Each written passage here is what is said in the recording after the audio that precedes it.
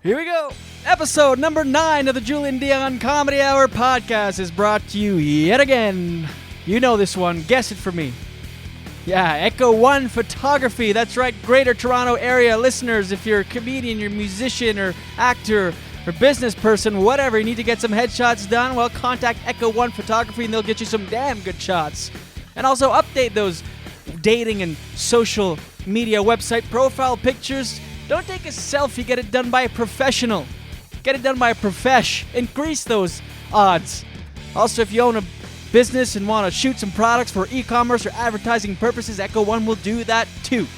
Email Eugene, E-U-G-E-N-E at echo1photography.com and enter JDCH in the subject line. Do it today. Message to my mom. Message to my mom. Hi, Mom. Here we are, episode number 9. And you haven't yet listened, which I'm hoping means you won't listen. And if by any chance you've stumbled upon this episode and you decided you're going to give it a shot and start with the latest one, please let me start by saying I love you very, very, very much. You're the best mom ever. But please turn off the podcast. You won't like what you hear. This is not, especially this episode, there's some words that are used that I don't think any mother should ever hear their son utter. So please, I beg of you, respect my wishes to keep this away from you in the most loving way. I love you. Message to my mom. Message to my mom.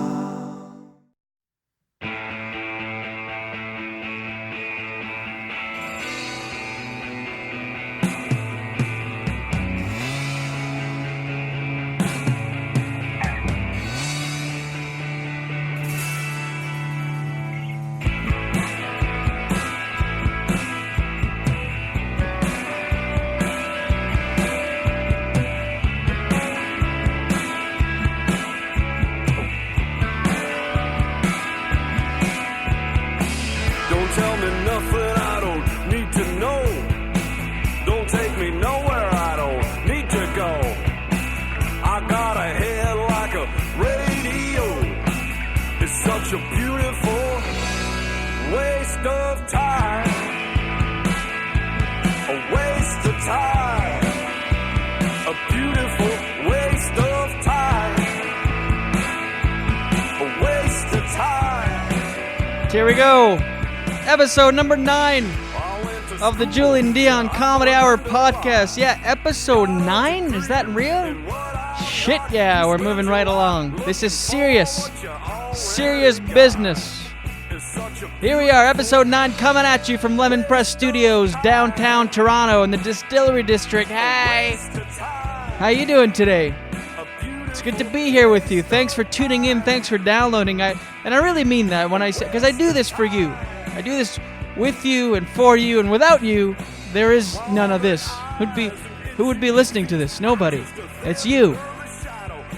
So those are not empty words when I say thank you. I appreciate the support and the emails and the everything, the comments, the feedback. Nice folks out there. If you haven't yet subscribed, please do so on iTunes. It really helps.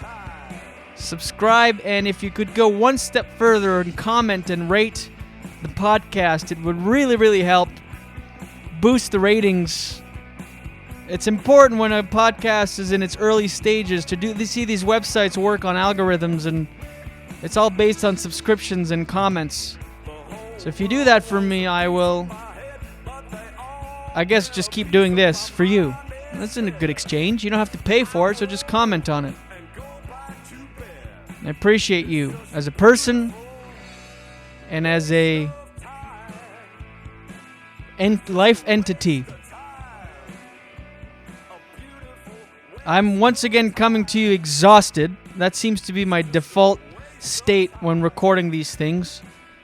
I'm drained. I had a bit of a I had a bit of a sliding doors moment. I don't know if you know that movie with Gwyneth Paltrow that came out in the late 90s. It's a great flick. If you haven't seen it, check it out. Sliding Doors. It basically shows us two different experiences, two parallel experiences by one person. She's running to catch a train. It's based out of London. She's running to catch a train, and in one parallel experience, a little girl steps in her way, and she kind of on her way down to the subway, and she misses the train by just a hair. The sliding doors close on her. She misses the train, catches the next one, and goes on with her life as she knows it. And in the other parallel experience or universe, she sort of avoids the little girl in the stairs and makes the train just by the skin of her teeth. She makes it past those sliding doors and gets right in there, and she gets home early only to find her husband or boyfriend or husband, whatever, cheating on her. And dramatically changes her life. All based on that moment.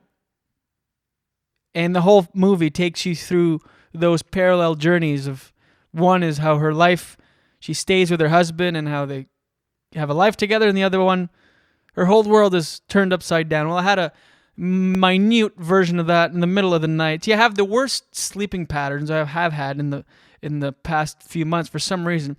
I don't know why. This is why I quit caffeine, actually, to try to regulate my sleeping pattern. So I'll have a great night's sleep one night, and then the next night I'll fall asleep, and 4 or 5 hours later I'm wide awake with shattering anxiety. I'm not an anxious person by any stretch, but in the middle of the night, for some reason it comes. I'm anxious. I can't explain it. There's no specific reason. I wake up in a fit of panic, feeling like the whole world is crumbling around me, and then I'll be up for an hour or two, and then I'll fall asleep again, wake up exhausted. And I actually read an article about that where two things. First, I heard from my mom that my grandmother did this. She slept 4 hours one night and 8 hours the next. 4 hours one night, and then she'd be so exhausted. So it sort of maybe runs in the family. And I also read an article that states that we used to, as humans, as we are, sleep in two segments. It would start 1 or 2 hours after dusk. You'd go into your room. You'd sleep 4 or 5 hours, wake up for 1 or 2 hours, and a lot of people would read. The article I read said they smoked tobacco. Some even visited neighbors, but most people stayed in their room and would fall asleep again for another 4 or 5 hours and wake up the next day. And that basically was the thing. That's how humans slept, I guess, since the beginning of time. And that sort of went away in the late 16th century. Where rich Europe, I guess, it started where people started sleeping 8 straight hours. So I guess sometimes they refer to it like when you wake up and panic for no reason, it's maybe some form of regression back to that. Anyway, regression, digression. So I had a bit of a sliding doors moment because I woke up in the middle of the night, and I knew, you can kind of feel when you're waking up, and that's, if you're up, you know it right away, or if you're going to be able to fall asleep again. You just know it. If you're super tired, you go right back down. So I woke up, used the bathroom, it's pitch dark in my apartment, and I can feel that I'm just going to go straight back to bed because I am tired. I went to bed at 10:30, wake up, it's 2:30 a.m., so 4 hours later, and I'm tired. I walk through the apartment, and I knock over a glass of water that was on my desk in the living room. As I pass by it, I knock it over. It goes behind the desk. I can hear water dripping on everything, the power bar, and all. So I'm like, fuck, I have to turn on the light. Now I'm awake. Now I'm like, this is it. I'm up. Wipe everything down. Turn the light off again. Get rid of the dish towel. On my way back to to my bedroom, I knocked the same glass in the opposite direction. I left it there. Like, not all the water spilled out. There was still a little bit in. So as I walk back, knock it in the opposite direction. So this time it flies everywhere on my printer and paper and everything. So I'm like, fuck. Turn on the light again. Now I'm like definitely awake. So from 2:30 to 5:30, I was up. And I had a big day planned. I was going to get up super early because, like I said, I went to bed at 10:30. I was going to get up super early, go to the gym. I had these appointments. I had acting class, which is a whole other thing I'll get into another time. I was going to come to the studio and I was do some interviews. I had a packed day lined up. And so my days, my parallel days from what would have been, if I hadn't knocked over that glass of water and, I would have gone to bed, I would have been up early, I would have gotten shit done. Instead, in that split second, in that split sliding door moment, I knocked over that glass of water and my whole productivity and my whole plans for the day were drowned out. Drowned by that half-full glass of water on my desk. I woke up late, didn't make the gym. It was crabby all day. And you just start dropping things off the to-do list, moving those over to the next day. So this is why I sit here in studio, exhausted. There's just too much life. There's just too much happening, We're all busy. We're all so busy, especially in a city like Toronto. Everyone's just trying to make a buck and everyone's trying to build an empire. Everybody just doing their thing. It's too much. Too much. And so you have a day where you have to drop things from your to-do list. You feel guilty and it starts piling on. I just want to retire. Is that too much to ask? How can we not just retire? Specialize in retirement. I'd love that. I'd gladly major in that. I'd gladly go to, 4 years of retirement school. Let's start that as a society, as an option for career. Retirement. It's a 4-year degree. You major in retirement. You minor in lawn care. And you go down to, the course is, of course, given in Florida, where you learn how to coordinate your pastel colors, your socks, and your pocket squares. All pastels. And you learn how to groom your mustache. You need a mustache for this course. For this program. And you do 4 years of nothing. Of golfing and bingo and gossiping. And turning the heat up. You acclimate to hot rooms. With wearing sweaters. Argyle. Learn obscure sports like lawn bowling. You learn cribbage.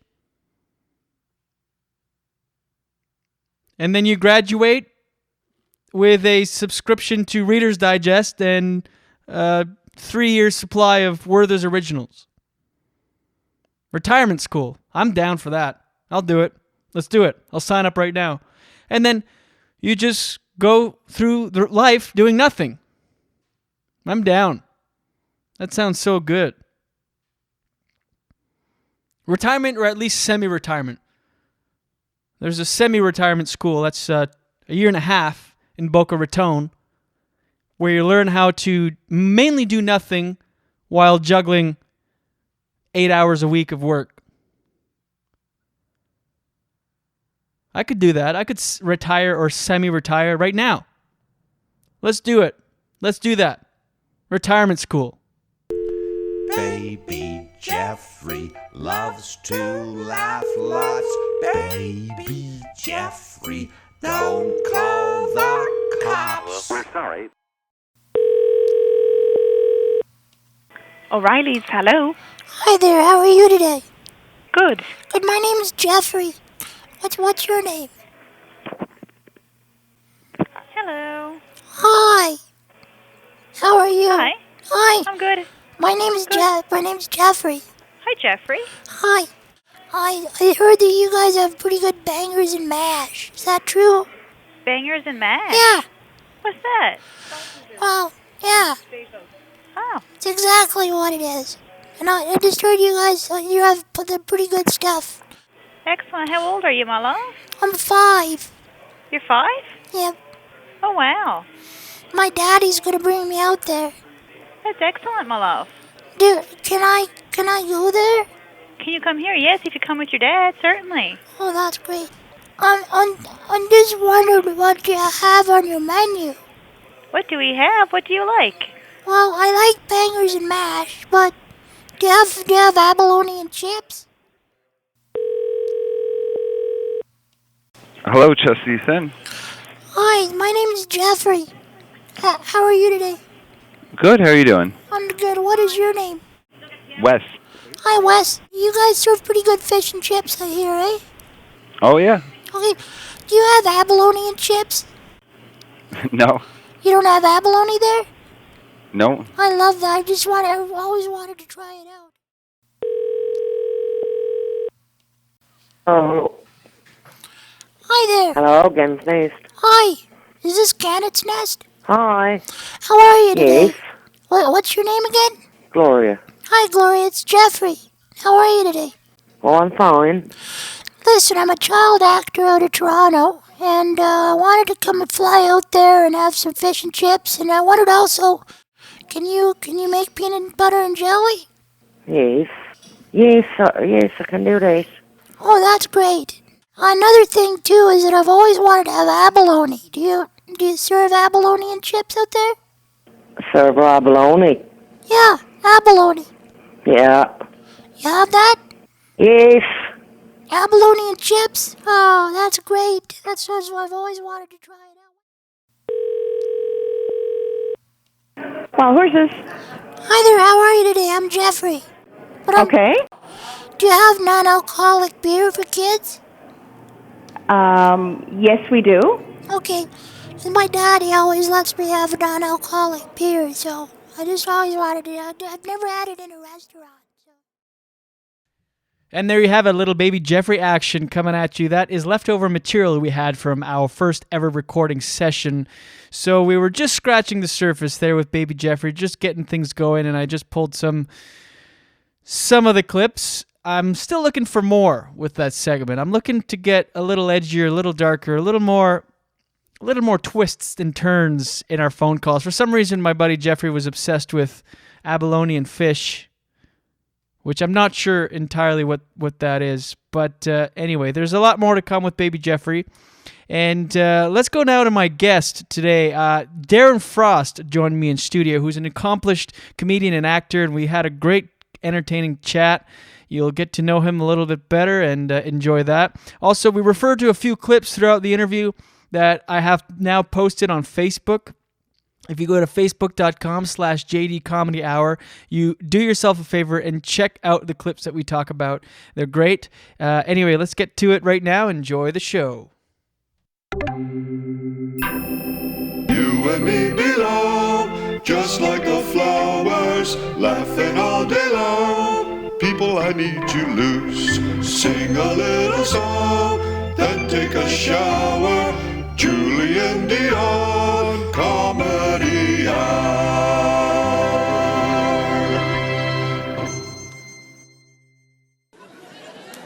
I know I'm weird looking. Get it out now. Get it out now. I don't want to be 5 minutes in. Does he know he's weird looking? I know. Trust me. I see this face every day. I have 3 boys. That's right. 3 boys. I think we picked the best name for boy number 3. We called him Soul Destroyer. The 3rd. My oldest 9 is getting bullied at school, right? You gotta stop that thing quick. I'm like, hey, why are they making fun of you, buddy? He goes, because of my favorite color. What's your favorite color? He said pink. I go, what am I gonna do? What's your second favorite color? He said rainbows.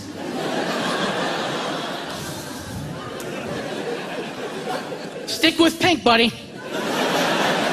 Stick with pink. I never thought about owning a wood chipper till baby number 3 came along. How can you say that?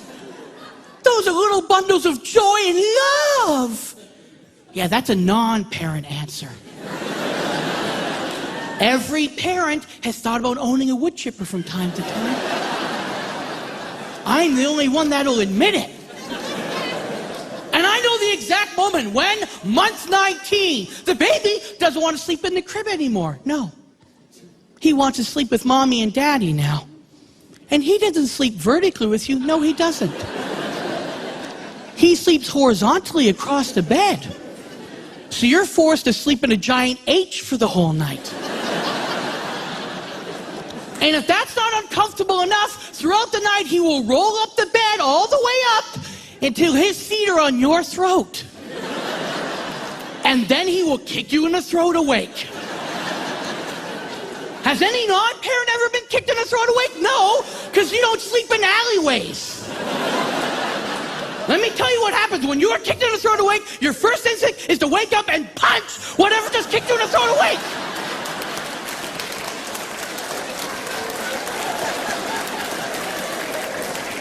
And my son was awake when he did it. How do I know that? Because I opened my eyes, his eyes were open, he nodded at me, and then he kicked me in the throat.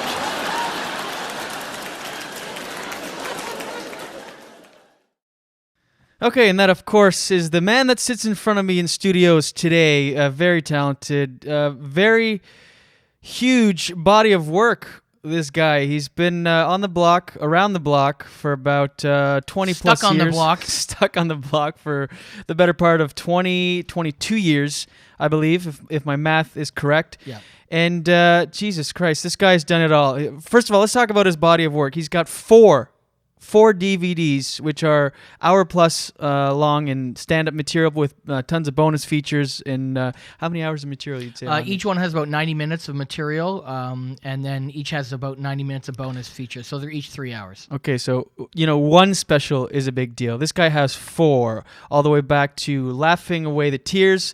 There's Better Left Unsaid that is now fully sold out of hard copies. There's the third one, Dead Inside, and his most recent...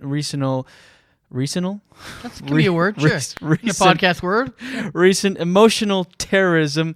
This guy's been to the Just for Laughs Comedy Festival, tons of festivals all over the country. He's been on CBC Debaters. He's nominated for Canadian Comedy Award. And he's had quite some television and film success. He's been on Mr. D on CBC, on the Ron James Show.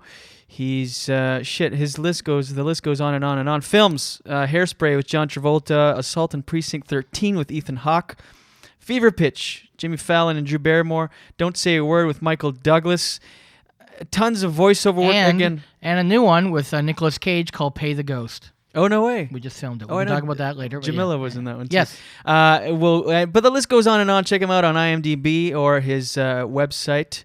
Darren Frost sits in front of me in Lemon Press Studios. How you doing, buddy? I'm good. How you doing? Good, man. Thanks for doing this. I appreciate it. Yeah, 24 hours notice and I'm here. There you go. That's how busy I am. What's your schedule like? Tomorrow's open, and the day after that, and the day after that. Welcome to Canadian Showbiz. And you're like on top of shit. I mean, just your body of work and your resume speaks volumes about your work ethic. But getting back to people, like I messaged you last night, and within 4 minutes I had a reply. Yes. And that's impressive. Not only this day and age, but among comedians as well. I mean, right. that's a rare trait. Oh, one credit I forgot to mention in the intro and your bio was that you were the host of the very popular series on XM Sirius called Anything Goes, which we'll get into in a little bit. That show is no longer on air, so we'll sort of crack into that. But first, let's go back a little bit. I want to, because you have your career spans over 20 years, right? And you've seen a lot of reincarnations, if I may, in that time. Actually, specifically in your bio, it says Hot Hack Comedy used to pay my rent. So when you started, you were... Okay, so for those who don't know Darren, he's a very controversial, pushes the envelope. He tells it like it is, speaks his mind. He's a little more on the dark side of things. And a great comic, prolific, as you know, by his DVDs, as I mentioned. But it wasn't always the case. You started very happy. Yeah, I mean, I think when you're 21 and you're doing stand-up comedy and you're eating hot dogs every day, the world's great, and you're sleeping on couches, and you don't look at the world through the eyes of either a 28 or 29-year-old. So in the beginning, I was happy. My career was going fine. We can swear, right? Of course, Okay. of course. I shit canned my day job, which I hated with the intensity of 1,000 Suns. And it was a very kind of usual suspects kind of job. Not usual, sorry, wrong. Glengarry Glen Ross. Bored, someone gets fired, that kind of lifestyle. So I hated it. So I shit canned that. And then I had, a comedy career, which was going well. And I had some success very early on. I don't like to pat myself on the back, but I used to kill all the time. Not with material I was proud with, but it didn't really matter back then. You just wanted to kill. That was the whole point of stand-up in the beginning, was to mark your territory, kill at all costs, kind of be funny, and prove to everyone else that you deserved your spot, because that's how stand-up was a lot back then. Right. This is in the late 80s, early 90s. So, yeah, I did a lot of happy kind of material and material that the crowds kind of accepted. And I always talk about that part of my career as I always presented material I knew the crowd was on board for. They'd already experienced, so it was more a lot of nostalgia. Hey, remember this when you were a kid? Bah, bah, bah, bah. Right. And they loved it. They cheered before you even got to the punchline. A lot of comics suffer from that now, and I'm not a fan of it. It sounds hypocritical, but I kind of put a line in the sand and said enough of that and changed to more of where I was at the time. And also, I used to have funny pants and funny clothes, and I didn't want to be that guy, 28 trying to fit into those pants. I used to fit into 21, Define funny pants and funny clothes. Oh, like, emo Phillips style. Right. I was influenced by emo in the very beginning, there's no doubt. Right. My influences in stand-up comedy were emo Phillips, Sam Kinison, and Woody Allen. So you take, put those in a blender, shake it up, and that's what you get. So in the very beginning of my career, it was very emo-ish in terms of style, and I had a laugh, and I had a catchphrase, and people used to yell it back at me, and it was, What was the catchphrase? good for me. It was really annoying. It's still annoying. People still come up to me and they say it to me, and I'm like, oh, you haven't seen me in a long time. Well, when's the next time you're playing stand-up? Oh, I quit. Really? Yeah, because I don't think you really want to see me now. Right. I pretty much kill the good for me guy every single night on stage. And the good for me guy, was he very safe? Like, yeah, oh, yeah, sort of yeah, PG-13, yeah. Oh, yeah, like oh, for yeah. the kids and the grandparents? Oh, yeah. If you saw it, you'd be like, wow. There's a funny story. A comic named Paul Meyerhog didn't believe me that this existed. They thought everybody was just kind of making it up and bullshitting. And then what happened was we were on the street once, and I was just telling him the story about how my character was. He was like, you're full of shit, Frosty. And then a girl actually came up and started doing my act. And I thought Paul put her up to it, right? Because it was just too much coincidental. And he's like laughing, and I'm like, come on. And she's like, no. And then she started quoting my jokes. And I'm like, oh my God, you do remember me from back then. And remember those lame jokes from like 15 years ago. And Paul just couldn't believe it. And also on my YouTube page, I put 2 clips of that era on. I was going to ask if that's still up there. Yeah. If people can check I it make out. sure people can see it because I'm that much of a narcissist. I want you to know where I came from. And I every 6 months when I think I'm too good, I watch that clip and just, turn into a ball in the corner and cry myself to sleep. It's horrendously bad. Right. But it killed. It killed. Hard to watch. But you have to do that. I mean, if you would have started the way you are now 20 years ago, I mean, that wouldn't have flied. Wouldn't have worked. You have to, build your stage legs, and you have to get the confidence to just be yourself eventually. I mean, the whole rub with stand-up is to be your true self on stage, but it's a simple thought, but it's a very complex one to achieve. It's like way harder than it sounds to get that done. So, I mean, any great comics that have... seeing it is sort of transform, like a Bill Hicks or a George Carlin. They weren't like that when they first started. You have to sort of... You have to find your sea legs, and it's a very much a young man's game, stand-up comedy, at least the way it's portrayed by the industry. But when you actually look at it and break it down, it's not a young man's game or woman's game. Most comics don't come into their own until like 15 years in. That's right. And unless you start when you're 8, you're not going to be young. And these young comics now that are becoming, whether stars or whatever, even in our own country, I go, that's great, because some of them are doing some really funny stuff, like Bobby Mayer or Alex Pavoni, those kinds of guys, or Graham Kay, etc., John Hastings. I mean, the list goes on and on. Let's see where you are in 10 or 15 years. When life has kicked you around a bit, you might not be so happy. I mean, Bobby's pretty dark to begin with, but all I'm saying is I'd love to see what they're going to be like once they found that 15-year mark. Right. Because it's going to be significantly different. It just can't be. If it's not different, then I don't know if you're really pushing yourself. But not every comic should have to push themselves. I've never been that elitist comic that thinks prop acts are hacks or parody guys are hacks. I love Weird Al Yankovic. I think he's one of the funniest guys in the world. And I can't do what he does. But I do think in terms of stand-up comedy and the progression of it, eventually you shut things down. Right. And you change. That's right. Yeah, it's like you said, it's it's a marathon. There's no sprint, and there's no way around it. Like when you hear that as a beginning comic, like it takes 15 years to find your true footing, you think everyone thinks it's going to be different. Of course. It's going to be different, and I'll do it faster, but it doesn't. And also, when you hear that, it sounds daunting and like kind of depressing. But the journey to that 15 years is still a lot of fun. There's this story there was a booker in New York. He used to book Gotham. Now he books governors on Long Island. Okay. And this woman asked him one day.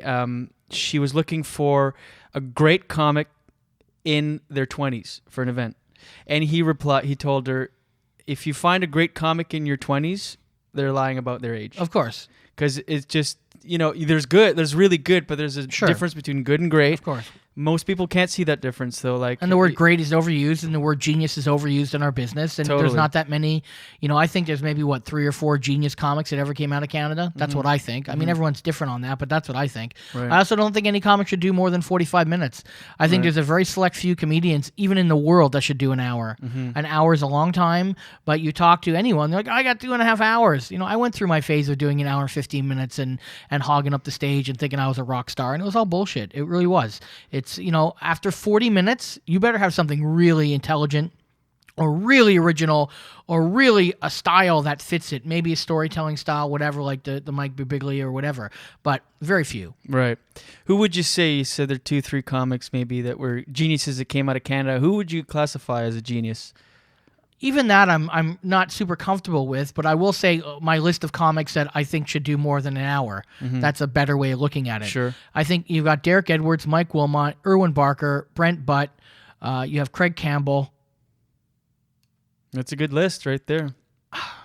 That's pretty good, though. There's a couple that are, bubbling under that. Right. And some people may even put me in that list that I can do an hour.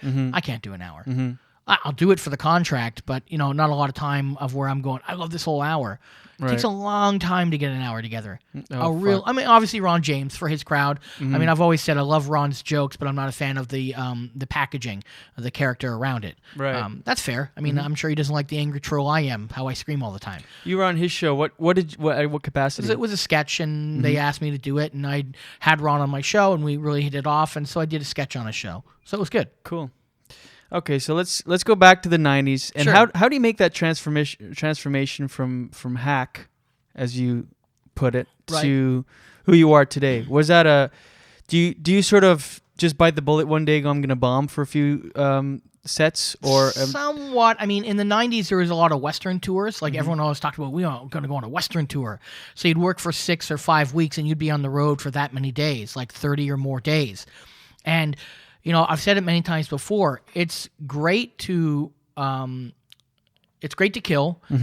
it's terrible to bomb. No one likes to bomb. But I'll tell you what sucks even worse than bombing. Bombing with material you don't even believe in. So Right. now you're sucking, and you can't even justify it to yourself. Right. Like placating an audience, giving them what you think they want, and you still bomb.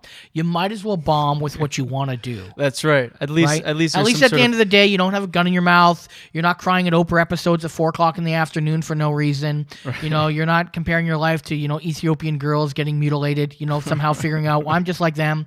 You're bombing with what you want to do. And that's what I wanted to do. I wanted to at least present what I want. If you like it, you do. If you don't, leave.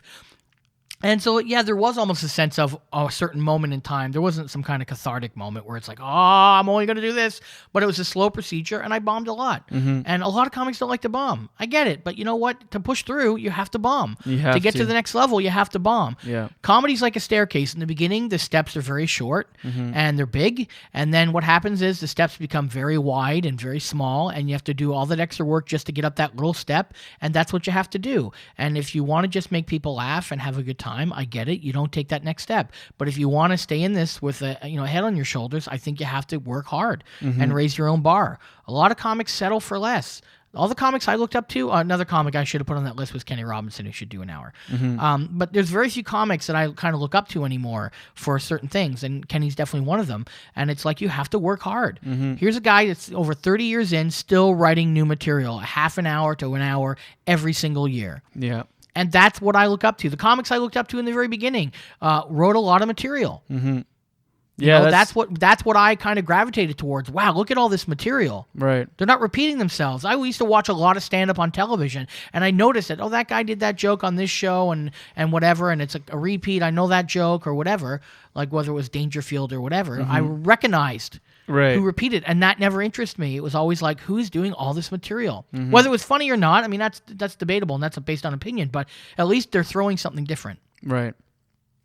Yeah, and it's so true that if you bomb and you're doing something that is true to yourself, at least there's some sort of artistic fulfillment there. And okay, so then you start doing that, and do you?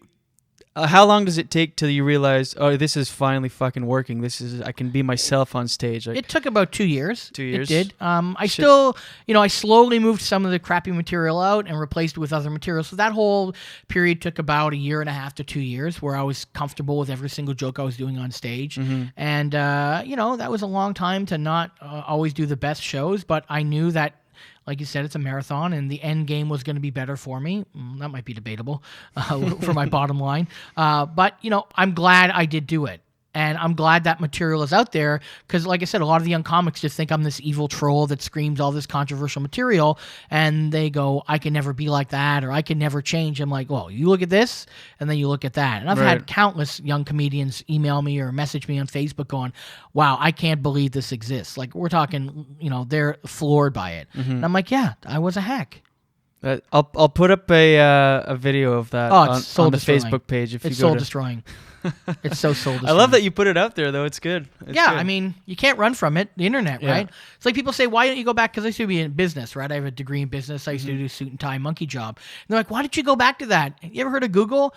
You Google my name, devil. Right. He called this woman this. He did this. The guys did this. And I'm like, yeah, you know what? I can't, because they're going to Google that, and they're never even going to bring me in for an interview. You can't run from the internet anymore.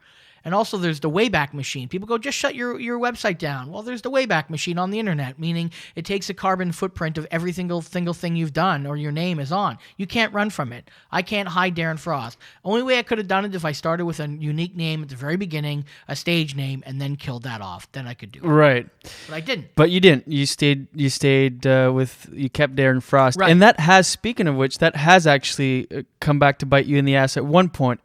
I think there's a story out there of you were on a corporate tour with James Cunningham and someone looked you up or something and you were fired from that tour. Is that a thing? Okay, no, what happened there is I used to do this thing. I don't want to say the name of it because I don't want to bring any kind of attention to the actual thing. I used to do financial lectures, and yes, James used to do them. And whenever James couldn't do them, I would do them. They were in high schools. And I did not use my real name for that exact reason. I was the one who said that. I always used Darren Lyons because that was my mother's maiden name. Right. And there is no Darren Lyons on the internet ever. So if a kid saw my presentation, they thought I was funny because it was a little bit of stand-up with this financial lecture. They wouldn't find my clips. But what happened is there was a nasty showcase for Just for Laughs. We'll move on. And whenever I have to say that word, there has to be a pause. There was a showcase for the Nasty Show, and the Toronto Star did an article about it, and I was pretty much the whole article, but they published a photo from my website without asking me first of me giving the middle finger. So in the Saturday Star, there's a giant picture of me giving the middle finger, which I didn't think they were allowed to do, but they did. And the people who backed this tour of financial lectures saw this and went, oh my God, this is not who we should have, and this is Darren Lyons, and this is wrong, and we don't agree with it. And, James had to, let me go, fire me, whatever. I mean, we're still best friends. I mean, there's nothing he could do. It was either, back Darren and lose everything, or just go, Darren, you chose this path, you have to pay the price. So I got on my cross and wore my hair shirt, and here I am. And how does a conversation like that go down? You get a phone call? Yeah, get a phone call. Get a phone call Sunday after Saturday. I didn't even know it was out there. It was like early, James calls me and says, Darren, have you seen the Star? I'm like, no. And so I go online and I see this picture. I'm like, well, they didn't print that picture. That's just online. Right. And I call him back. He's like, no, the picture's there. And so they jumped on it fast. They found it fast. Oh, yeah. And what goes through your mind? Because I'm going to guess something like that is pretty lucrative, a tour like that. I made more money doing that in 5 weeks than I did in a year or 2 years. And how many more shows had you planned?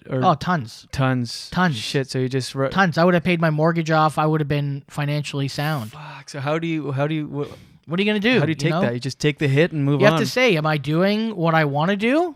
Or am I doing what they want to do? I was doing what I want to do, so I have to take the hit. It's like bombing. It's no different than bombing. And it wasn't the first time that I've been fired from something due to my act. I used to do a lot of commercials. I did like 50 commercials in 4 years. If you lived in this province, you'd be like, oh my God, I used to get recognized all the time. But Google started, and people started Googling my name, and people justify their jobs, and we can't have this guy, the devil, represent Listerine as the Listerine bottle, because there'll be a letter that says, Dear Pfizer, your mascot one night at a comedy club called me a cunt. You know, that is a possibility in their head. So they're like, you lost a job. Right. And that was a big success for you, getting that Listerine. I did 50 commercials, not as Listerine, but I mean, I had just as big a campaigns as the Listerine, but that was big. One of them, yeah. Right. I was the second Listerine bottle. There was 3 of us, and I called myself the Val Kilmer of the series, broody and hard to work with. That's what I say, and that, you know, at least I got a joke out of it, so it was worth it. That's what I always say. If I can get a joke out of something, it was worth either bombing or getting fired. So I've been fired a lot for what I do. I've actually said, and this is true because I've mapped it, I've lost more money doing the kind of comedy I want to do than I've made. Right. Significant money. But so some people anybody that's had, like, not anybody, but a lot of people that have had success in acting like you have sort of begrudge commercial acting, but you wouldn't, you No. You know what I say? I don't miss the treatment of commercials, but I miss the money. There's a lot of money in commercials. A lot of money. Just standing around acting like you're loving that Timbit. That's, $3 to $5 grand. Yeah. And people don't realize. No, they don't. National commercials, tons of money. And you know what? There's all this Bill Hicks sucking the corporate whore cock. Ah! You know what? Until your rent is paid and until you're financially sound in this business, I don't begrudge anyone that does a commercial. I will if you're a millionaire and you're doing commercials. I think it's pathetic. Right. I think when Dennis Miller did those M&M commercials and all those other guys, they're at the top and they're making a shitload of money. And why? You don't have to. It's just so you can afford a little bigger house. Maybe I'll judge you there. But the guy, at the bottom of the pile, hoping to, middle in Windsor for $75 a show for 3 shows and, $225 before their expenses. Right. You take that corporate cock and you suck it good. Yeah. That's what I say. Well, I say, There's your business background talking. Well, it's just smart business. Are people going to come back and go, you did that commercial, you're a whore? No, they're going to be like, fuck, I wish I did that commercial, man. Give me the $5 grand to eat that Timbit. I'll rim it. I don't care. Yeah. You said every time you mention Just for Laughs, you have to take a pause. Sure. Is that the Just for Laughs part or the Nasty Show part, and why? Both. Both? Why? Both. Well, I don't want to make enemies. I think everyone tries to do the job to the best of their ability, and they book who they want to book. They just don't book me. And I am Canada's most controversial comedian, but I've only done the Nasty Show once. Do the math. It's not about new material. I have 4 DVDs. 2 of them made the top 10 lists and multiple American top 10 DVD lists, but I can't get any love. Is it because I'm an asshole? Maybe. Is it because I call people on their bullshit? Yeah, well, when bullshit happens, in 2005, I was edited on The Nasty Show. I think that's horseshit. You were edited? I was edited on The Nasty Show. What specifically, in what way? 3 jokes. They asked me not to, they pulled me in a back alley and they told me, don't do these 3 jokes. Wow. And it's a Nasty Show. It's not televised. Yeah. It's just a live show. Yeah, that's weird. And so it was just weird. And because I say that, and I haven't been back since, I mean, it'd be different if they went, look, we fucked up. Everybody fucks up, because that's what they told me afterwards, which I understand. Everybody does fuck up. I fuck up. I go over the line. I say the wrong thing. I make people at certain shows cry. Everybody fucks up. But to not do it again since 2005, I mean, come on. Yeah. Yeah, that's crazy. Even guys like Doug Stanhope who have, or Jim Norton, who has trashed the festival for various reasons, right, have been back. Right. I never publicly spoke about the whole 2005 thing until about a year or 2 ago, because I'm like, well, it's been a long time now. Yeah, they should have had It's going to be 10 fucking years. Right.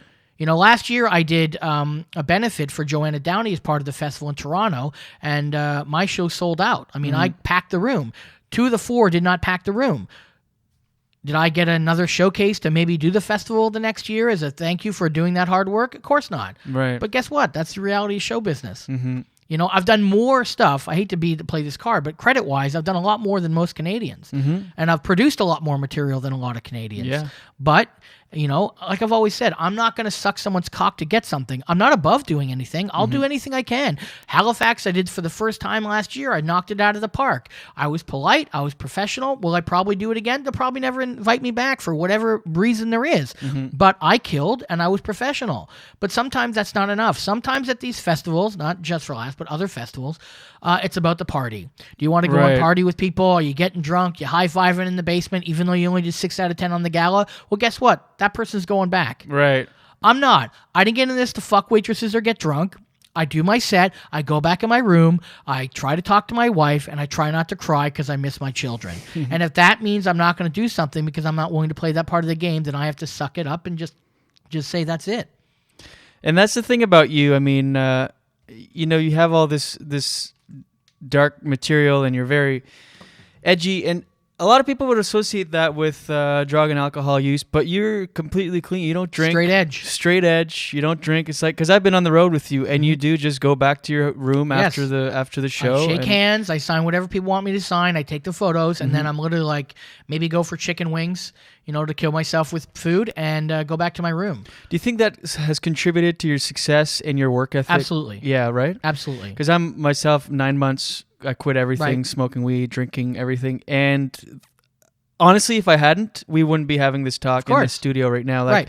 It's amazing, the difference. And I look up to people like you that are able to, because we're surrounded by temptation all the time in this fucking business. I mean, we're in bars at various levels. You get paid with booze sometimes. I mean, obviously not in your case anymore, but is you're just I still go to those rooms. I just don't take the beer. Right. I don't even take the free pop. Any of those rooms, I say I don't want anything for free. Right. Because then I'm just going to do the show I want to do. If you give me any kind of payment, then there's that idea that I have to give you something. No. That's right. Yeah, good I don't even point. take your free pop. I'll pay $3 for the pop, and if I want to scream horrible things for 5 minutes, you know what I do. You're booking me, so be it. I admire that about you, man. That's really commendable. And just on top of that, a lot of comics, in this game, you feel jealous of other comics getting things or not. Yeah. But I always say there's some people, and not as many as there used to be, but especially when us coming up, they're like, fuck Darren Frost, he's getting this, he's getting that. I'm like, hey, are you going back to your room and sending out a press release? Have you even ever done a press release in your entire career?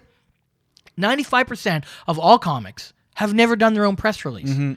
It's not rocket science. You just take someone else's press release and put your information in. I mean, even just doing that. Have you done that? No. Well, when you get to town and we're co-featuring a show and the article's about me, why do you think that is? Right. Because at 2 o'clock in the morning, I'm not trying to bang a waitress. I'm in Halifax sending out a press release for Alberta. And in Alberta, they took that press release and they go, this is a story. Let's do an article about it. Right. And that's the only reason I am still able to do stand-up comedy in this country. It's not because the clubs back me. It's not because the festivals back me. It's because I back me and I work hard. And I only say that not to go, oh, way to go, Darren. It's to tell young comics, you have to work hard. If you think the hustle is done the second you're a headliner, forget it. There's 50 other comics biting your heels who want to be that headliner. Yeah. And so far, I've been able to curtail that by doing my own kind of brand of comedy and working hard. But, energy is a motherfucker, age is a motherfucker, and it takes a toll on you. So I can't do it as much with my kids and on other responsibilities. But I'm still in the game, and I'm still doing it. I mean, last week I did a show with Mike McDonald. I got him 3 interviews, 2 newspaper articles and a CBC interview. That wouldn't have happened unless I did it. Right. I think that's a lot of your business background that comes into play. And you have a huge edge over people with that sort of knowledge. Do you think... So I'm going to guess your answer is yes to this because you're a good example of this. A lot of people leave Canada. They go to LA, they go to the UK. Yep. Do you think you can have a good career in Canada if you put in the work? I think you can have an okay middle-class living. That's the highest you probably could strive for, unless certain market things propel you forward, like a Deborah Giovanni or whoever. But she's even left. She lives in Los Angeles now and just kind of comes back. I think that Ron James is the only one who's kind of stayed in this country, although he did go down to LA for a period of time, but he came back and the bulk of his life and work has now been in Canada. I think you can, but you have to wear many hats. Look, I can sit here and tell you, I've got 4 DVDs. The majority of my money comes from cartoons and acting. Maybe one or a few years, there's been more than 50% of my money came from stand-up, and that was a lean year. Everything I do funds the money pool to feed my kids and make me able to do stand-up comedy. Right. So I wish I could do more commercials because then I could do more stand-up comedy. Right, only for that factor to throw money in that hole to make sure I'm not eating hot dogs every day and I can do tours. The tours are not financially that successful anymore, and therefore you have to do merch and find other ways of filling the time. And, even the way of the comedy club is dying. It's more door deals and other things like that. Right. That's the future of stand-up comedy in this country. It's not the comedy clubs. It's comics going out, either hooking up together and doing tours and working off the door and doing the marketing, or waiting for the phone to ring. And that's not going to happen. Yeah, that seems. I spent some time in the States, and that's the big difference I find between Canadian and American comics. Absolutely. Like, Canadian comics sit and wait for opportunities to fall in their laps. Americans, they have the same business sense as you do. Sort of, they see the sort of template as a working comedian. They get the merch. I mean, some people shouldn't have the merch and shouldn't be working. Period. But they are working because they've discovered the template. You get the business card, they get the merch. They do this. They network. They have they have the full package. Whereas in Canada, it's almost frowned upon if you have a business card, people make fun of you. It's weird. It's like, I remember if you had merch, people made fun of you. Look at him. Look, to be honest, the only reason I have merch is because I'm not going to say his name because he's a friend of mine, but a comic that I didn't think was that funny had merch. And I'm like, this is my ego talking. My worst show is better than his best show. Right. And it's like, and people kept asking me, why don't you have merch? Especially when you tour places like Alberta, because it was just such a norm. Mm-hmm. And at first, I really struggled with it. And then I started doing it, and I started seeing that this is another way for me to stay on the road. It's another income stream, and it is something you just get used to. At first, you don't like the idea of standing there and shaking hands and seeing people walk by. If they don't want to buy something, they feel awkward. Sure. But then you just get used to it, and then you realize the money that you've left on the table not doing it for all those years before leading up to And, there's someone will come up and they'll be like, you know what? I have all 3 of your DVDs. I want to buy your 4th.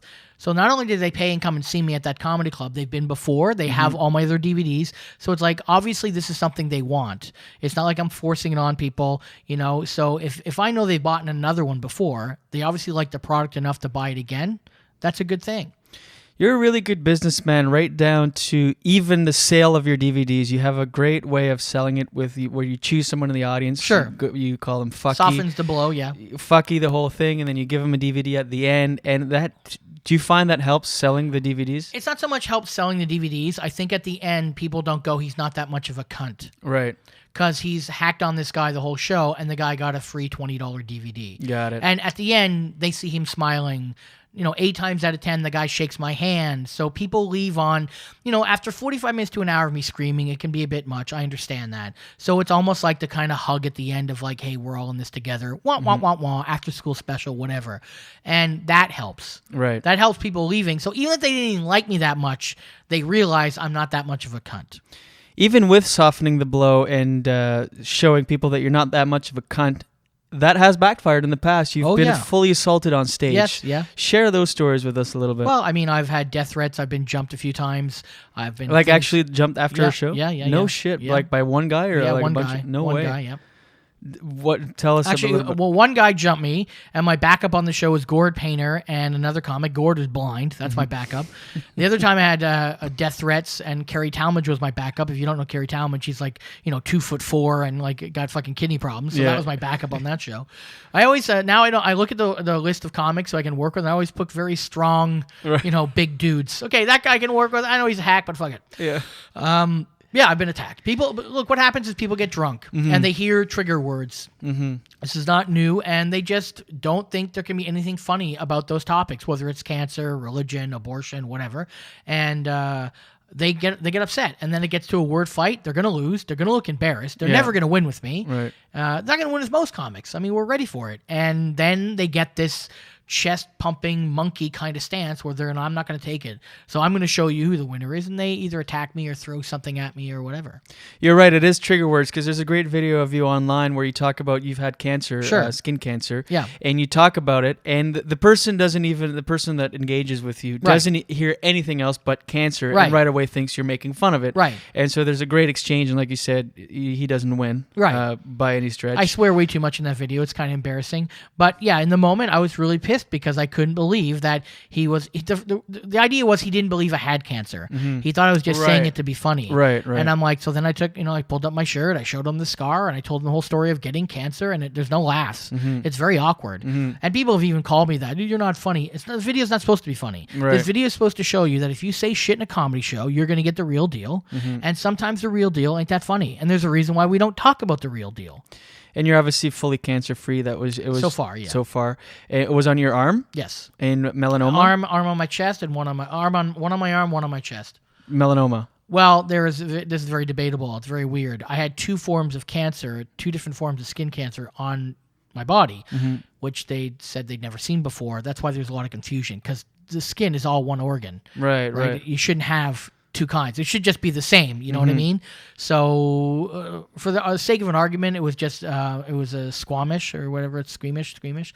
But they thought it was two. They thought it was melanoma and that at one time. It must have been a scary time for you. Yeah. I mean, the two stories are tied together because one of my more famous videos is a guy throws a glass at my chest. I was going to get to that after, but let's And go right what happened for it. was that was the Saturday night, and the Monday morning I was in the doctor's office getting the result back from they biopsied my arm, and it's like literally less than 48 hours afterwards. I've got a big bruise on my stomach. I'm in pain, and I sit down, and the doctor goes, "Well, I have to tell you, you have cancer." And I just started laughing. And he's like, this is kind of weird, when I normally tell someone they have cancer and they don't laugh. I said, yeah, but you weren't there on Saturday night. You don't know what I'm going through, Right. Like the typical comic just can't believe the luck. And, I'm cancer-free. I had to have an operation, and I went through nothing compared to other people. Right. To be honest, that's why I don't like talking about it. I don't Right. talk about it on stage very much because I didn't have the radiation, the hair loss, Right. this, and this. It was a surgery. It was painful for a month or 2 months. That's it. Mm-hmm. It's like it's not on the scale of what most people go through. Right. So it's not that I don't say I have cancer. I just don't like to really talk about it because, when people go, oh yeah, so what? You didn't have no, I didn't. And that's why I don't really talk about it much on stage. In fact, I used to do a lot of cancer material before I had cancer, and then I dropped it all once I had cancer. Is that right? Because I didn't ever want to be that guy who's like, you can't do cancer material. Well, I have cancer. It's okay. Right. I don't think you should have to have a disease to be able to do jokes about it. Right. Okay, so it's not coming from like, it's not funny because it happened to you. It's the complete opposite, Right. actually. Yeah. I drop it. It's like, you know what? If it's just, I didn't really have the heart to sell the material anymore, even though I had cancer, but it was also part of that. It's like, I have it. I don't want to have to ever use that. Look, I've got cancer. It feels sad for me. Let's quickly talk about the glass that was thrown into your chest. That was in Barrie, was it? No, that was all my trouble is always in London, Ontario. Oh, that was also in London. London, Ontario. At the old club. Though, Yes, right? yes. Right. So talk about that a little bit. You do a bit. It was an X-rated show. There's a warning on the door. It says no refunds. You will be offended. There's multiple signs like that as you walk up inside the venue, so everybody knew what it was. I was at minute 35. I'd already done jokes about AIDS and other catastrophes, the Winnipeg bus beheading, all kinds of horrible, horrible stories. So the setup to that point was like anything goes. We've already made fun of way worse things. And then I do a part in my act where I say, look, as an audience, you don't determine what I do. I determine what I do. I'm not a dancing monkey up here, and I go, ooh, ooh, ooh, ooh. I'm not a monkey. So just shut your mouth and just sit back and enjoy.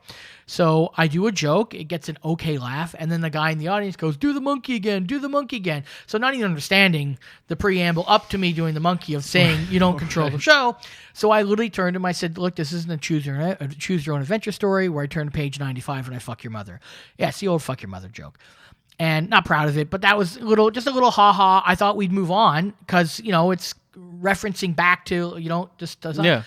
And he just picks up a glass and he whips it at me and he hits me full force and I kind of go down and we have a little bit of interaction. It turns out that his mother had died and I knew. And then they just walked out of the place like they owned the place. No police were called. The staff didn't do anything. And to this day, that comedy club owner, motherfucker, we'll call her, still thinks it's okay that I was assaulted in her club because of what I said to him. I know the owner that you're talking about. She no longer owns the club. That's right. She's out of the business. Yes. She still thinks. Still to this day. To this day, you can be her friend, but she still thinks that it's okay that a comedian was assaulted based on the words they used on her stage. Yeah, that's fucked up. On an X-rated show where everybody was warned of what the material was. Really? I fucked your mother joke? I mean, that's grade 2. Yeah. I'm not even proud that's the joke I had to say at that moment. Right. But that's how fucked up our business was. Do you still have a video of that online? Oh, yeah. Okay, I'll throw both of those up on Sure. the JD Comedy Hour Facebook group. If you go on there, you can see Darren in his early days doing stand-up and then the glass incident in London. So, all right. Let me go back a little bit to, we were talking about getting fired and losing gigs and leaving money on the table. Let's talk about your XM gig, because that was a popular show you had, a Sure. weekly series called Anything Goes. Yes. You were co-host. Co-host with another comedian, With another comedian. What happened there? Why is that not a thing anymore? 2 major reasons. No one has the same work ethic as you do. And when that starts clashing, then that's a problem. So if, for example, if me and you were doing a show together and I felt I was doing all the work or you kept fucking up and it was affecting my life, that's fine if you're getting paid. Right. Because that's part of the cock you have to suck to get money. And, there's problems. We were not getting paid. Oh, you weren't getting paid? We were not getting paid. Oh, no way. That's exactly. Crazy. Yes. So what happened was our deal with them was we got to do whatever we wanted, but we didn't get paid. It was more kind of an awareness thing, and we liked doing the show. So what happened really was me and the co-host bumped heads too many times. I felt there were certain things that he wasn't doing, and when there's no money attached, and I've got 3 kids, so every single day of my life, the only reason I'm here is because my kids are in school. If this was a nighttime thing, I would be okay. Maybe in a month and a half we could do it. Right. So every night of my life is very important because I have to leave my wife with the 3 kids, and my kids have had serious health problems and issues, and it's not easy for me just to go away. And I don't think that other comic took that serious. And when there's no money attached to it, how do I keep telling my wife, I'm like, I hate this, I'm not happy. And she's like, and you're leaving me alone with these 3 kids. And you're not making any money. And I'm making any money. Like, she's never said don't do anything, but she's like, come on, where is the win here? Mm-hmm. Like, you either love doing it and you guys have a lot of fun, or you make money because you don't like it, which then helps pay the bills. And neither were true. And, it was just a matter of, we're done. There was a bit of a blow up at the end because the comic did something. And, I still talk to the comedian. I don't want to say his name. I don't want to throw him under the bus. The people who know the show know who it is. Yeah. I still think he's one of the funniest guys I've ever met. But I just can't be around it. Right. And there's other things I don't want to get into that were on a more personal level. And just when shit happens, it's like falling down a rabbit hole. You can never come back up. You just keep falling down. And so, it was just going that way. So I just said, let's kill it. We're done. And let's save our own skins before we say something stupid, either XM or, because I still get played a lot on XM. Mm-hmm. And so, the sound exchange money is really good. Yeah. So I don't want to, fuck that up. But, the reality is we weren't getting paid. And do I think we should have got paid? Yeah, I think we should. Of course, yeah. Our show was popular. Our show is still the only show that was nominated 2 years in a row for Canadian Comedy Award, which isn't a barometer or anything, but it's more than they had. They never had a show ever nominated before. Right. So, we're never going to beat the CBC machine because that always wins. This year, finally, it didn't win. Stop Podcasting Yourself, Graham Clark's show out of Vancouver won, which was great. But you know what? Even the CBC show, This and That, is an hysterical show. I listened to it, and I'm like, yeah, this should beat me, Yeah. I have no problem with that. Right. I got no problem when someone beats me as long as I'm up for it. Like, okay, it's like an audition. People go, were you pissed off? If I get the audition, I'm not pissed off. Obviously, someone else did it better than me. Right. It's like a festival. Yeah. Well, why are you so angry I haven't done that fest? I haven't even been seen. I've been 22 years in this country doing a form of show, and they have a show called The Nasty or Dirty or whatever they want to call it, and I haven't been seen. Right. There's something wrong there. Yeah, but if they seen me and they go, no, I just got to, so be it. Talking about the Canadian Comedy Awards, you were there this year. I was. You've been nominated a few times. So I was nominated twice for the radio show, and then I was nominated twice this year.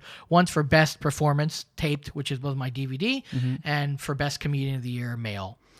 I would have thought, based on your personality and your act, you wouldn't have been into something like the Canadian Comedy Awards. Is this your business sense coming into play again, trying to sort of... Well, you know what? I kind of said to myself, this is probably going to be the last DVD I do, because it's just the energy that it takes to do it. I might release CDs or whatever, because it's a lot easier to pull off a CD than it is a DVD. So I said, you know what? Let me look at it, see if I can at least just submit it for this, because it's the end of my 4 DVDs. So there was a category I could submit. So I submitted it. Everyone kept telling me, it's a great party. It's a lot of fun. You got to do it. No, you don't even party. I never do that kind of thing. So I'm like, well, you know what? If I can maybe have some fun with a few comics. Well, you haven't done that in 22 years, Darren. Why don't you try it? And I went, and it wasn't that fun. Right. It was exactly what I thought it was going to be, but at least I did it once now. So I submitted. I didn't win either category. Do I think I deserve to win either of those categories? I think I deserve to win the one. I think I deserve, to be honest, I like Darren Rose. Darren Rose is a very funny comedian, nice guy. But that was a Just for Laughs. That's a machine. Right. So there was only 3 people in the category, me and 2 Just for Laughs products. I'm the only one who did this. I did everything on this DVD. I put the whole fucking thing together. I didn't have like 3 or 5 a group of people, making it and editing it and all this. I had to do everything. Right. I had to hire the editor. I had to hire this. I had to do this. I had a co-director, Michael Corbier, who helped me out a lot and got some shooters. But the artwork and all this stuff, I helped to do everything. I was involved in every single part of it, and I was proud of it. So I said, this is the only way in this country to be seen in anything. Right. That's what's sad.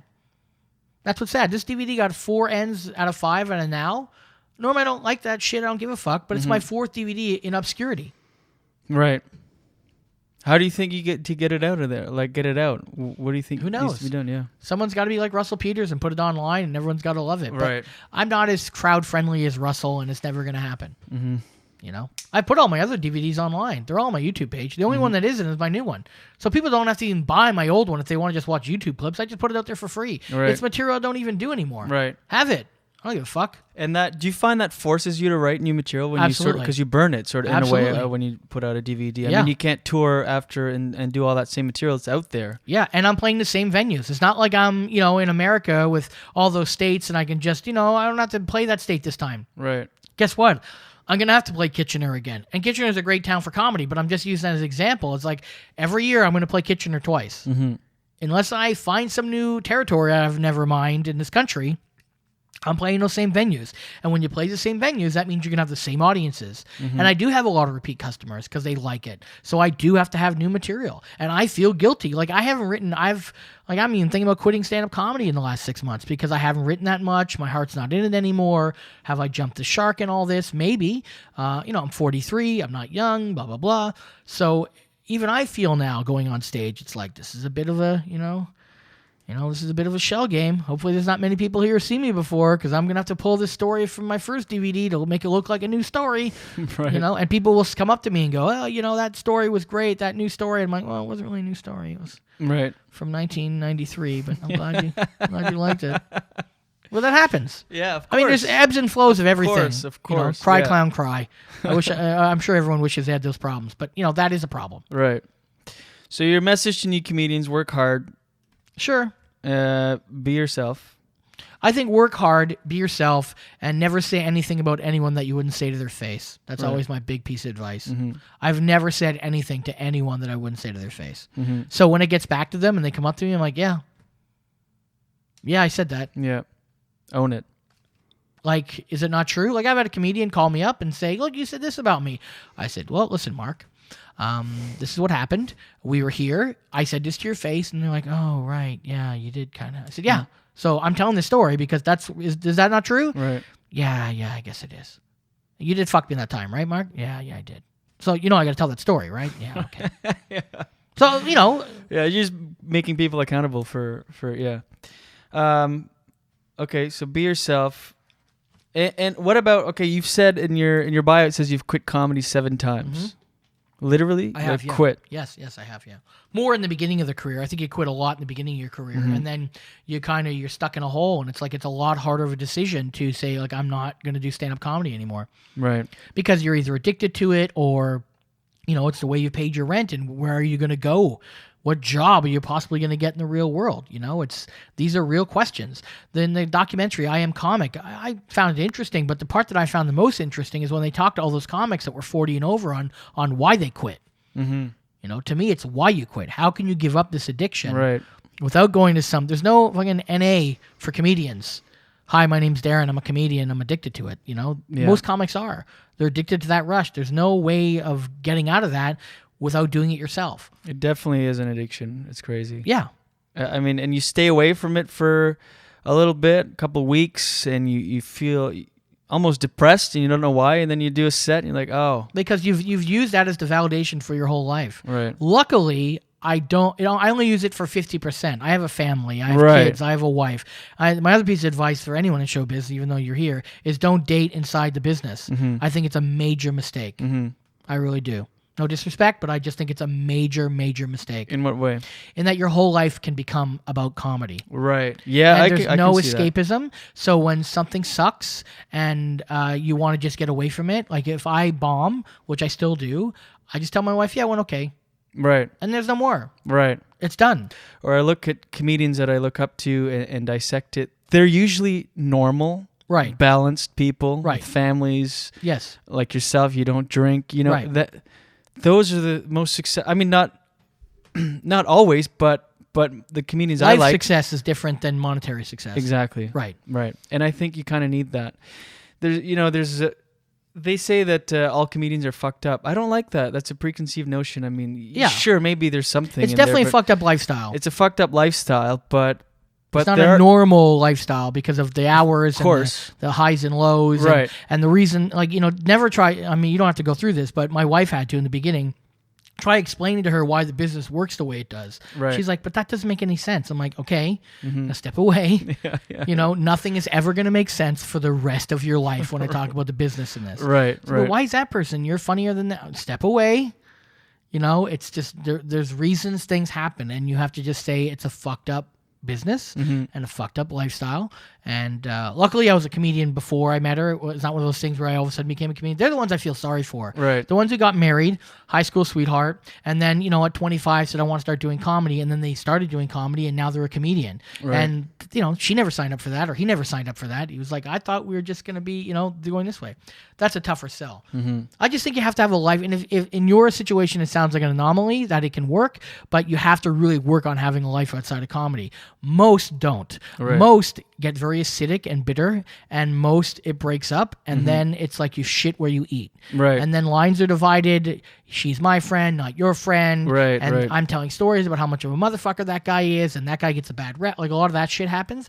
And I've had friends, comedian male friends, that have been kind of blacklisted or whatever you want to call it. And my attitude is, even if they cheated or fucked, three cheerleaders on their wife, or she fucked three dudes on her husband, I don't care. It's none of my business. You stole a joke? Hey, that's my fucking business. And even that's not my business anymore. Right. But it's weird, but I don't care. It's not my business. It's like, I don't live in that house. I don't know how you guys, that person could be a motherfucker behind closed doors. Everyone thinks I'm an amazing dad because I post pictures of my kids on Facebook. Really? I'm not an amazing dad. I'm a pretty good dad. Right. Honestly. I'm pretty self-aware. I have my issues. I have my problems. But everyone just automatically thinks, you're an amazing dad. Oh, you run home to your kids instead of fuck waitresses. Really? That shouldn't be a measurement of a good dad or a good, a good spouse. Oh, you don't do those things nobody should do? You're amazing. You're a good dude. You're amazing. It's like the Chris Rock bit of where they always want credit for things they're supposed to do. Like, I keep my ass out of jail. You're supposed to. Yeah, stay out of exactly. jail. But I I take get care of that my kids all the time. Right. Like, people, like audience members, you're such a great dad. You heard my act. I say horrible things about my children. If you didn't know me, you wouldn't think I'm that good of a dad. Right. You'd be like, you shouldn't really be saying this on stage. These are your kids. You touched on something quickly just there. You said, if you steal a joke, that is my business. You're a little bit of, you said maybe not so much anymore, No. but The comedy police? The comedy police. I used to be, You yeah. used to call out people all the time, yeah, I did, right? Yeah. And does that come from a place of passion? You're just so passionate Absolutely. about the art form and Absolutely. craft? Absolutely. And I wouldn't run up to them and go, you're a thief, unless they were already known to be a thief. Then it was like game on. But I'd go up to them, hey, that's not that. That joke is very similar to this, and then see how they react. And if they were like, oh, I didn't know, and they stopped doing it, fine. That's parallel thinking or whatever. But then there were times where it's like, no, they're like, fuck you, and I'm like, no, fuck me, fuck you. Right. It's like, I know how hard it is to write a joke. I know how hard it is, especially a lot of times the people that steal the jokes, they always steal from great writers who I know it took a long time to write that joke. Right. It wasn't like someone like I don't want to say me because I'm prolific and amount that I do. Right. But, to steal a joke from Stuart Francis, Right. who right, I know takes, I'm using this as an example, who's a one-liner comedian and every word is important to him. He probably worked 6 months on the wording of that joke to get it right. Me, some of my jokes I write in 3 days. I put it on a DVD and I'm done. So if they steal from me, it's only 3 days of my life. But for that person, that's, that could have been 6 months. It could have been a year. Who knows how long it could have been. Right. And just to take the easy way out, it's like, once again, do you want to work hard or not? It's funny. It's almost easier to steal a joke that's been so well crafted than it is maybe if you're writing more frequently. Because if you're more prolific, you tend to write personal experience stuff. Right. So the material is tattooed to yourself. I mean, that's Absolutely. your shit. That's no one all- can steal yeah, that. right. But a joke like Stuart Francis, for It's example, very that crafts something for 6 months, you can just take that. Yes. But yeah. But that's the world we live in. Right. And, do you think the business cares? They don't care. Mm-hmm. They could care less. Could care less. They They just could want care less. Yeah, whatever kills. And to say that they do, I think when they say it, and that person may, but you can't stop the machine. There could be one great person. I keep using this just for last example, but it's such a big machine. You know, Zoe's a great person. She's really nice, and she does care about comedy. And I think if she's someone stealing something, she would probably be like, I'm not going to book that person because I know that's stolen. Right. But she's not the only one who makes decisions there. Right. And things happen, and a bunch of people. And like I remember at JFL, the press there, they just trashed me, which I'm fine with, you know. But the next year, they loved the joke that Jazzman do, who I'm not a fan of, and they praised it as a joke, as like one of the jokes of the fest that night. And the joke was pretty much paraphrasing that this year border guards in Canada finally got guns. Next year, they're going to get bullets. I mean, that joke is like 40, 50 years old. Yeah. That's an old joke. And I'm like, and that's quoted as one of the jokes of the night? I mean, that tells me that night wasn't that good. Right. That's a bad joke. But, you know, I went up with original jokes and they trashed me or whatever. He screams too much, blah, blah, blah. Okay, it's fine. I scream too much. Yeah, okay, whatever.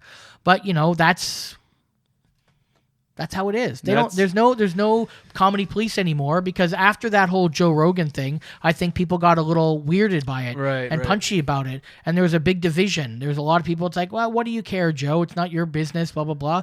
But you know what? He had enough fuck you money that he could be that guy. It's seen as bullying, even though it is seen as bullying. Even though he has a point to do it, you know. But you know what? There's bullies who bully the bullies. Is that Right. still bullying? Right. I don't know. Right? There's a lot of guys that do that and girls. So, I mean, no one's perfect. I think everyone's trying to do it for their own right reason, and just some reasons are better than others. Couldn't agree more. Amen, brother. Amen. Thanks a lot for doing this. Before we go, anything you want to plug? No. No? You're good? DarrenFrost.com? Yeah, sure. It's comedyhorror.com. It's an easier way to remember it. Yeah. Comedyhorror.com. I will put up 2 videos, one of your early days and one of the glass throwing incident. Sure. If you go to facebook.com/JD Comedy Hour. Darren Frost, thanks, man. It's been a pleasure. Thanks, You're man. I a really appreciate good it. guest, man. And watch your head. Yeah.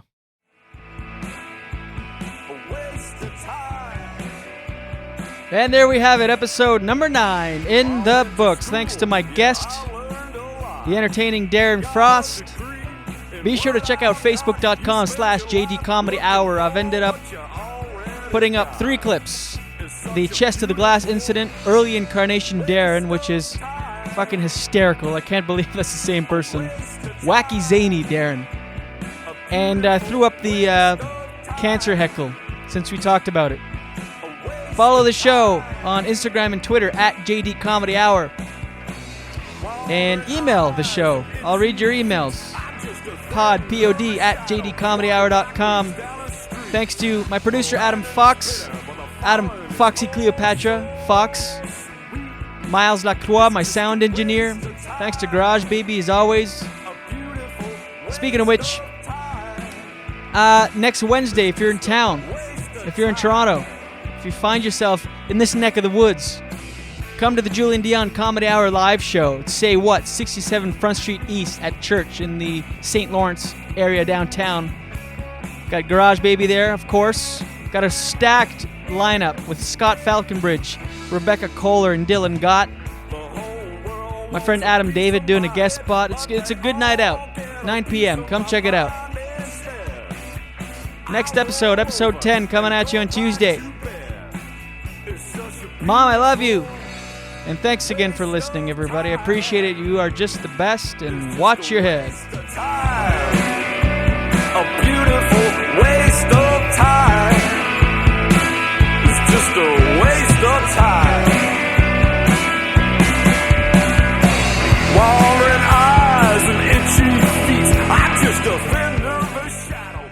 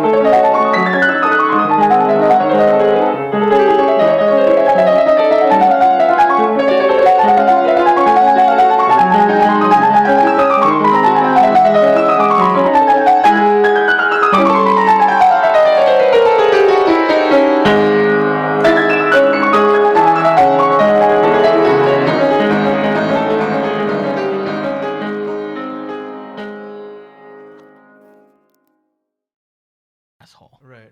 You know, I it's up respect for that. everyone else to make that conclusion. If they think so. I mean, I don't think he's an asshole.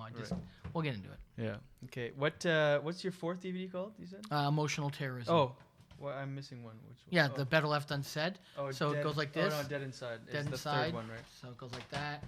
Missing one, that one, and then that one, kind of thing. Okay. Check our levels here. So I'm pretty loud.